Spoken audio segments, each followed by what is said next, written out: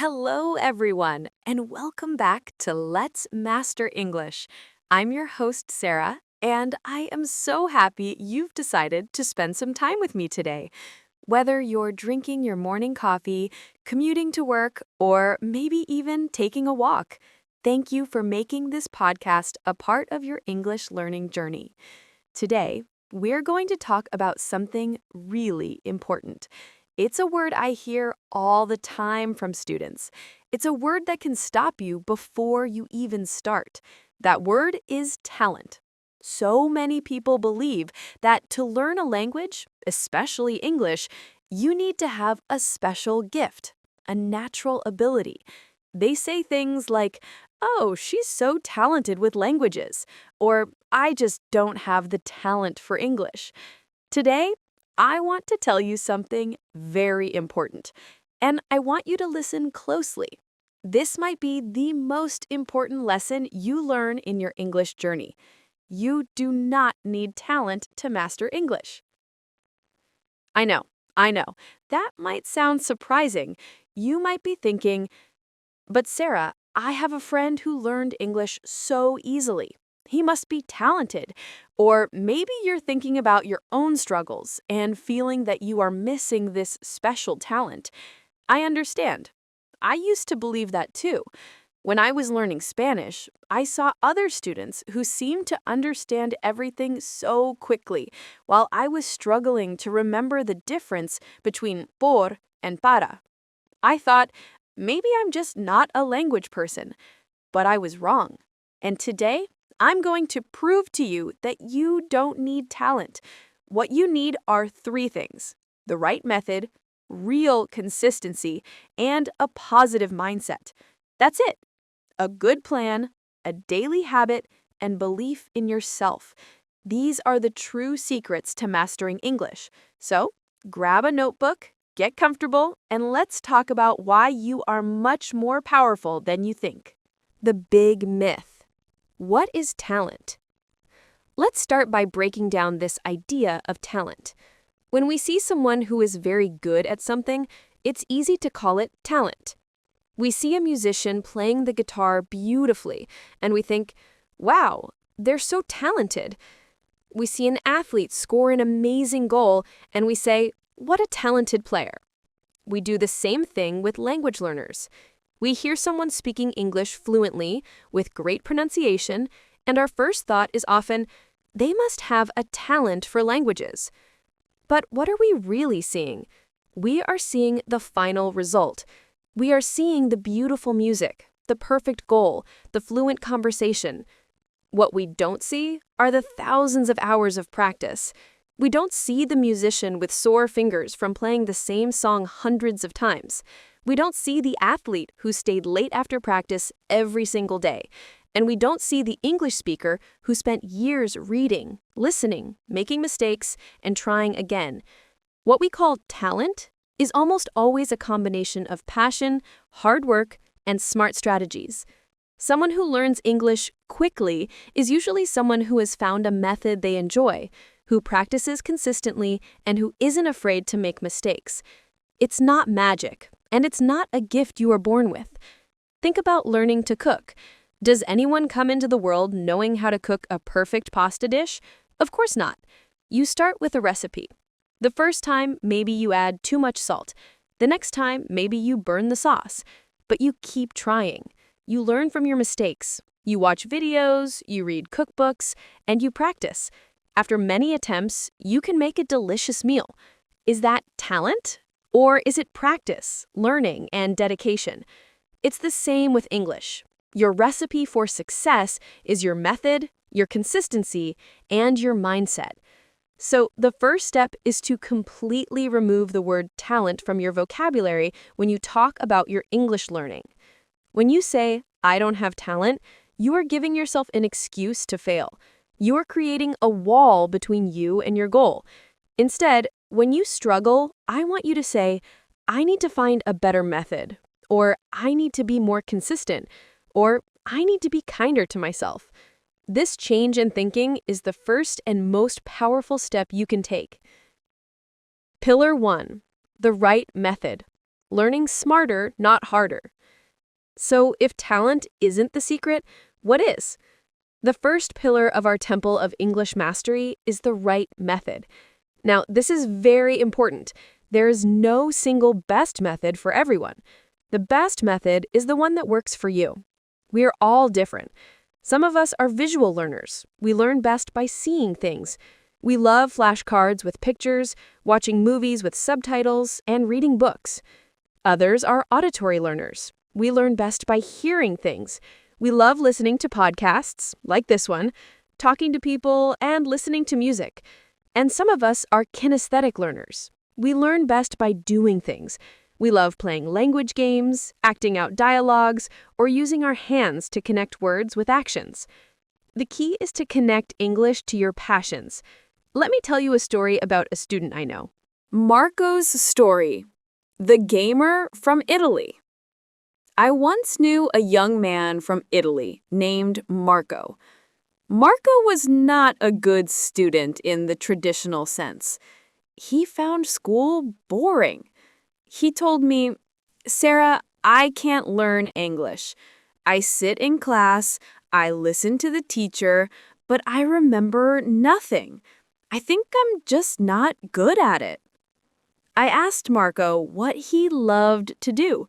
His eyes lit up. "I love video games," he said. "I can play for hours." So I gave him a challenge.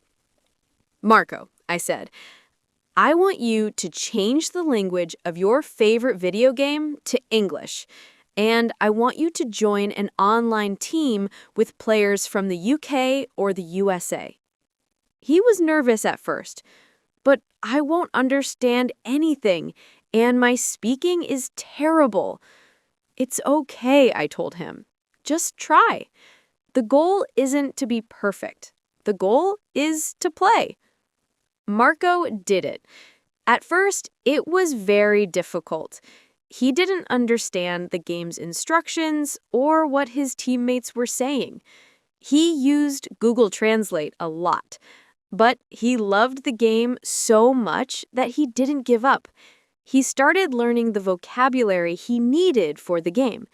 Shield, attack, go left, behind you. These were words he was using in a real, exciting situation. They weren't just words on a list. Slowly, something amazing happened. He started understanding more and more. He started typing short messages to his teammates in English. Then he bought a headset and started speaking. He made many mistakes. Sometimes his teammates laughed, but they were friendly laughs, and they helped him. A year later, Marco sent me an email. It was written in perfect English. He told me he was now one of the leaders of his online team and gave instructions to players from all over the world. He was fluent. Not because he studied grammar books, but because he found a method that he loved. He didn't study English. He lived in English through his passion. Marco didn't have a special talent. He had a PlayStation. Smart tools and techniques. Marco's story shows the power of finding a fun method. But there are also some specific techniques that can make your learning much more effective. Comprehensible input. This is a fancy term for a very simple idea from a smart man named Stephen Krashen. It means that we learn a language when we understand messages. You don't learn by listening to something that is 100% confusing. You learn when you listen to or read something that is just a little bit above your current level. You can understand most of it, but there are a few new words. This is the perfect zone for learning. This is why things like graded readers, books written for different English levels, cartoons, and podcasts for learners are so effective. You are getting input that you can comprehend. SRS systems. Do you ever feel like you learn a new word and then 2 days later, it's gone from your brain? This is totally normal. Our brains are designed to forget information we don't use. An SRS system is a smart flashcard system that helps you fight this forgetting process. You can use apps like Anki or Memorize. They show you a new word, and then they ask you to review it right before you are about to forget it. It might show you the word again in 1 day, then in 3 days, then in a week, then in a month. This is an incredibly efficient way to build your vocabulary because you spend your time learning the words you struggle with, not the ones you already know. When you learn these chunks, you learn grammar and vocabulary at the same time, in a natural way. When a native speaker wants to ask about your day, they don't think, "How is it going?" They think of the whole phrase, "How's it going?" as one piece. Start noticing these chunks when you listen and read and learn them as single units. Your fluency will improve dramatically. Your method is your map. Find the activities you enjoy and use smart tools to make the journey faster and more fun. Pillar 2, consistency. The incredible power of a daily habit. The second pillar is consistency. This is perhaps even more important than your method. A good method that you use for 1 day is useless. A simple method that you use every day is life-changing. Think of it like exercise. If you go to the gym for 8 hours on a Saturday, but then do nothing for the rest of the month, will you see results? No. But if you go for a 30-minute walk every single day, you will become healthier and stronger. English is the same. It's a marathon, not a sprint. Studying for 5 hours on a Sunday is not as effective as studying for 30 minutes every day. Why? Because of your brain. When you practice every day, you are telling your brain, "This is important. Remember this." Daily practice helps move information from your short-term memory to your long-term memory. It builds strong connections in your brain. But I know what you're thinking. "Sarah, I'm busy. I have a job, a family, responsibilities. I don't have time to study every day." I understand that feeling, but we are not talking about hours of study. We are talking about creating a small, consistent habit. 15 or 20 minutes a day is enough to make incredible progress over time.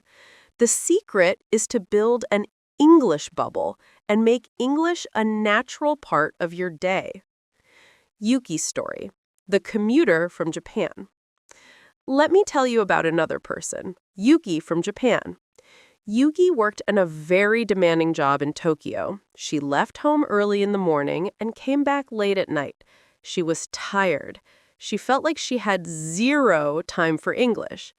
But Yuki had a 25-minute train ride to work every morning and a 25-minute ride back home every evening.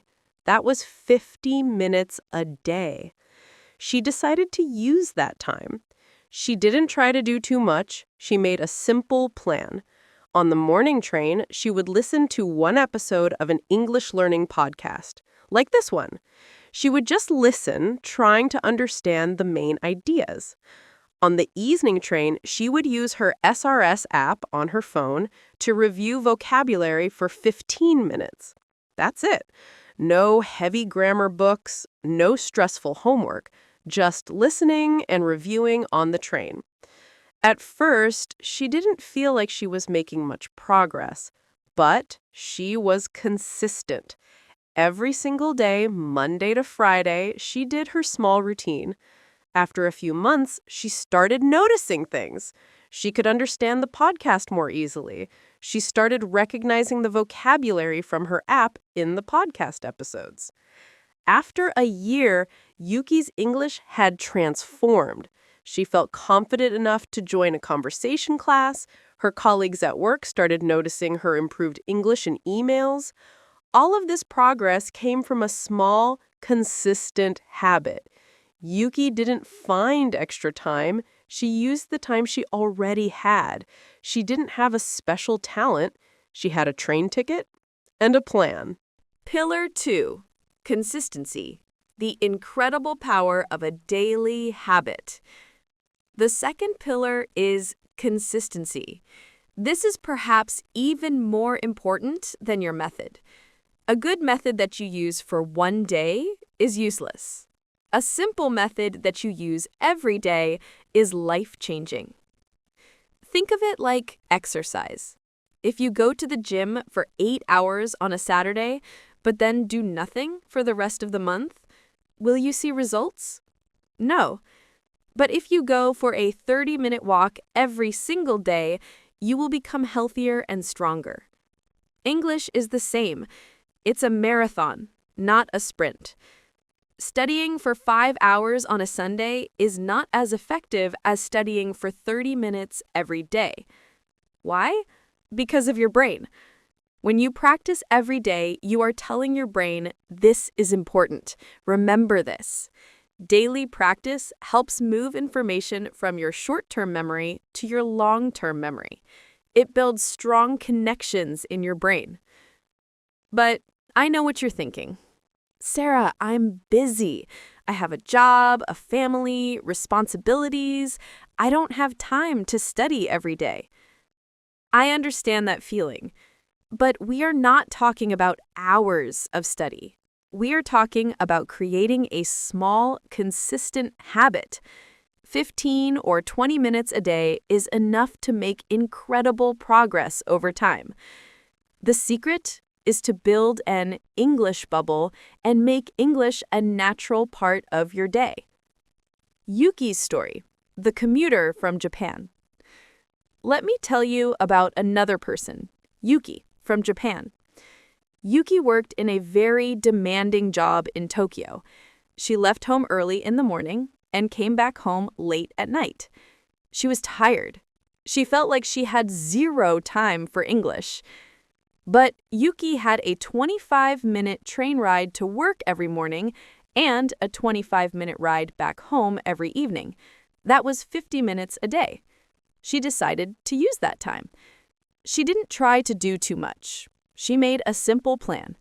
On the morning train, she would listen to one episode of an English learning podcast, like this one. She would just listen, trying to understand the main ideas. On the evening train, she would use her SRS app on her phone to review vocabulary for 15 minutes. That's it. No heavy grammar books, no stressful homework, just listening and reviewing on the train. At first, she didn't feel like she was making much progress, but she was consistent. Every single day, Monday to Friday, she did her small routine.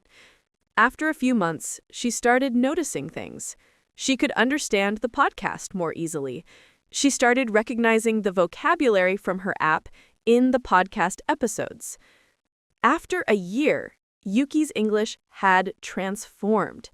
She felt confident enough to join a conversation class. Her colleagues at work started noticing her improved English in emails. All of this progress came from a small, consistent habit. Yuki didn't find extra time. She used the time she already had. She didn't have a special talent.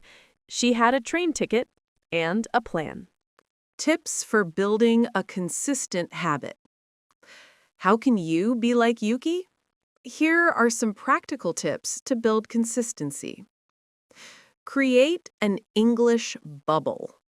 The goal is to see and hear English every day without needing extra time. Change the language on your phone and computer to English. This is a simple but powerful trick. You will learn words like settings, messages, and search without even trying. Follow English-speaking actors, musicians, or experts on social media. Your Instagram or Twitter feed will become a source of English practice. Listen to English music on your way to work. Watch the news in English while you're making dinner. Surround yourself with the language. Habit stacking. This is a brilliant idea from the book Atomic Habits by James Clear. The idea is to connect your new English habit to an existing habit that you already do every day. Don't just say, I will study English. Be specific. Say, after I brush my teeth in the morning, I will review 10 vocabulary words. Or, after I finish my lunch, I will read 2 pages of my English book. Brushing your teeth and eating lunch are habits you already have. By connecting English to them, you make it much easier to remember and to do. Don't break the chain. This is a simple but powerful motivational tool. Get a big calendar and hang it on your wall. Every day that you do your English habit, draw a big X on that day. After a few days, you will have a chain of X's.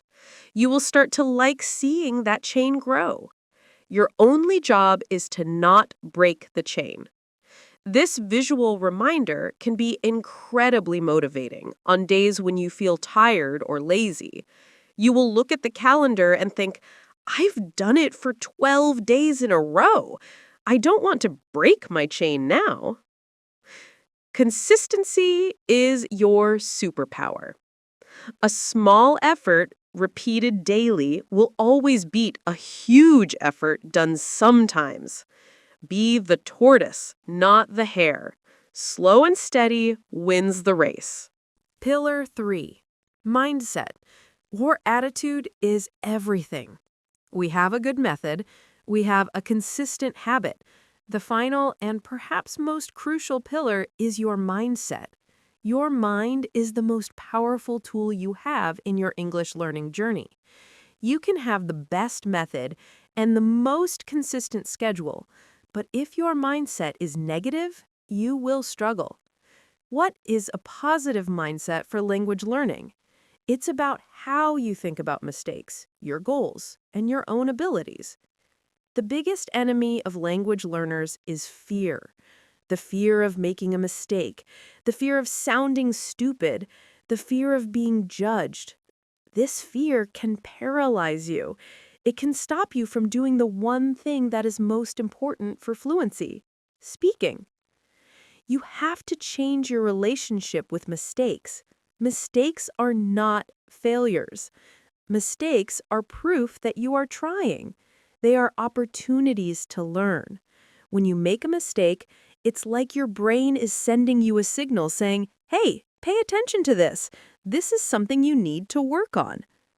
Every time a native speaker corrects you, or every time you realize you use the wrong word, you should celebrate. It's a free English lesson. The person who never makes mistakes is the person who never says anything. Who do you think learns more? Sophia's story, the fearful speaker from Brazil. Let me tell you one more story.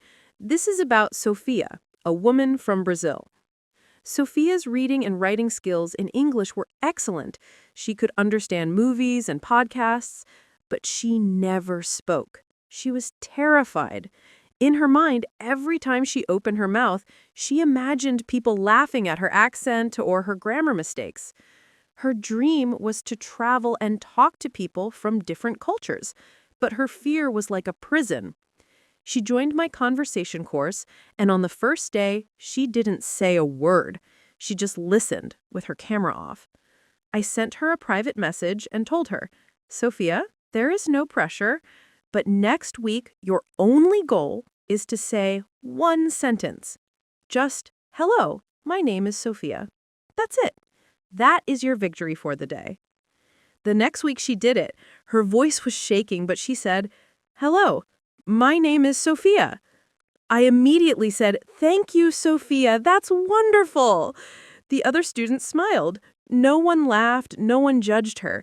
They were all learners just like her. They understood her fear. The next week, her goal was to ask one question. And the week after that, her goal was to answer one question. We took very small steps. Each step was a small victory that built her confidence. She started to realize that the monsters she imagined in her head were not real. People were kind and patient. After 6 months, Sophia was a different person. She was talking, laughing, and sharing stories in our group. She still made mistakes, of course. We all do. But they didn't stop her anymore. She understood that making mistakes was part of the process. Her problem was never her English ability, it was her mindset. By changing her mindset from fear to courage, she unlocked the English that was already inside her. How to build a powerful mindset. Sophia's story shows that conquering your fear is possible. Here's how you can build a strong, positive mindset. 1. Embrace a growth mindset. This idea comes from the researcher Carol Dweck. There are 2 types of mindsets, a fixed mindset and a growth mindset. A fixed mindset believes that your abilities are fixed. You are either good at something or you are not. A person with a fixed mindset says, I'm bad at English. A growth mindset believes that you can develop your abilities through dedication and hard work. A person with a growth mindset says, I'm not good at English yet, but I can improve with practice. Just adding the word yet can change your entire perspective. You are not a finished product. You are a work in progress. Embrace challenges, learn from criticism, and find inspiration in the success of others. 2. Set realistic, actionable goals. One of the biggest reasons people lose motivation is that their goals are too big and vague. A goal like, I want to be fluent in English, is not a good goal. It's a dream. It's too big, and you don't know how to achieve it. Instead, set small, specific, and achievable goals. For example, this week I will learn 15 new words related to cooking. Or, this month I will watch 1 full movie in English with subtitles. Today, I will have a 5-minute conversation with myself in English about my day. These are goals you can control and achieve. Celebrate your wins. When you achieve one of these small goals, celebrate it. Give yourself a little reward. Maybe you eat a piece of chocolate, listen to your favorite song, or just take a moment to feel proud of yourself. We are often so focused on the big goal of fluency that we forget to see the progress we are making every day. Did you understand a joke in an English TV show? That's a win. Did you order coffee in English and the barista understood you? That's a huge win. Acknowledge your progress. Keep a journal where you write down your English wins for the day. This will help you stay motivated and see how far you've come. Your mindset is your engine. If it's full of positive energy, belief, and courage, it will take you anywhere you want to go.